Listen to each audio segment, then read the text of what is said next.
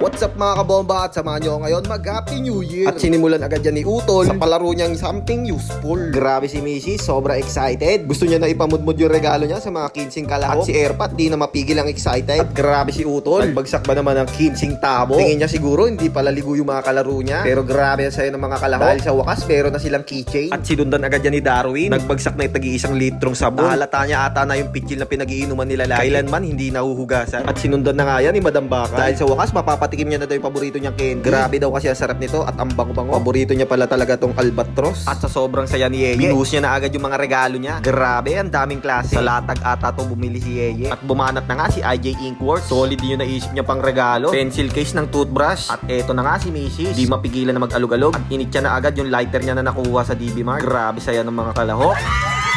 At syempre, hindi magpapauli si Uncle Bill dahil sobrang pinag-isipan ko to. Grade 1 pa lang, handa na ako para dito. Kaya binagsakan ko na sila ng sandabukal na plato. At bumanat na nga rin si Bunso. At ayos yung nabili niyang lighter, Dark in the Glow. At iisa lang ata yung source nila ni Mrs.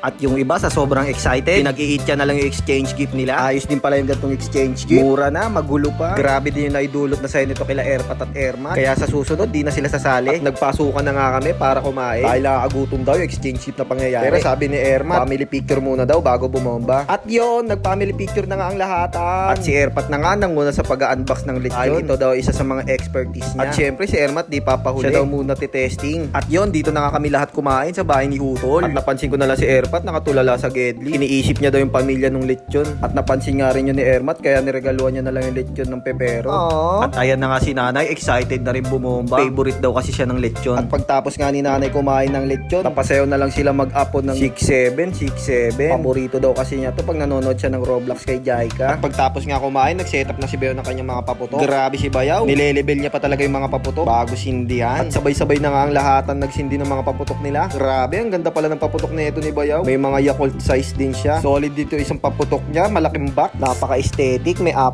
pang mohon sa bawat dulo. At ang ganda rin pala talaga ng paputok niya. Kumikinang-kinang pag pumuputok sa ere. Kumikinang-kinang ina mo. Bibili nga ako niyan mamayang hapon. At nainggit na rin yung mga kabataan. Nagsusumindi na rin sila ng lusis. Lalong-lalo na si Bomba. Sineselebrate niya kasi yung hindi niya napagtatae. Ang saya-saya nila magpipinsan. At nagsumindi na nga rin pala ang utol kong si Yeye. Kasama ang lovebird na si Darwin. At syempre si Bunso hindi papahuli. Gusto niya daw kasi maranasan yung POV na nagwe-well. Grabe sopo okay. At syempre hindi magpapahuli si Mrs. At ayan na nga, pinakitaan na kami ni Darwin ng bomba. Syempre hindi papahuli si Yeye. Baka bunil yan. At sinetap na nga pala ni Bayo yung mga kwitis-kwitis niya. Grabe ka boy, paldo sa paputo. At sinindan niya na nga pala ang kanyang mga fireworks. Katakot, naipit pa yung isa. At sinundan na nga agad yan ni IJ Inkworks. Sinindihan niya rin agad yung setup ni Bayaw. Ayun, bangenge. Napasayaw tuloy siya ng 5 little monkey jumping on the bed. At sinindihan na nga ulit ni Bayaw ang lahat.